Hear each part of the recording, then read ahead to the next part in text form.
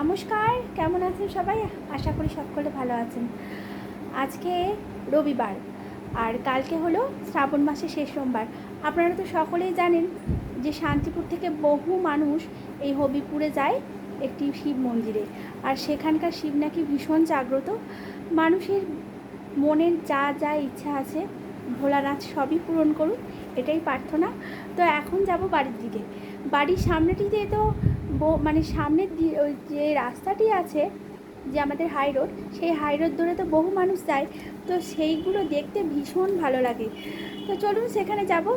আর ভাবছি বাড়িতে কদিন থাকবো, কারণ এখন সোহাগের পরীক্ষা শেষ হয়েছে। এই যে সোহাগ রানী আর আমি। চলুন তবে ঘুরে আসি। আমার নাম সোহাগ রানী নয়। সোহাগ রানী নয়, সোহাগ। আচ্ছা, দিদি ভাই তো চলে গেছে। মনটা খারাপ? মন খারাপ নেই, মনটা ভেতরে একটু একটু খারাপ হলেও সেটা প্রকাশ করার কোনো দরকার নেই। প্রকাশ করলে যদি আবার সবাই বুঝতে পারে যে মনটা খারাপ। তো চলুন যাওয়া যাক। এই যে দুটিতে মিলে যাব, সঙ্গে মা থাকবে। তিনটি, হ্যাঁ, আসছি তবে।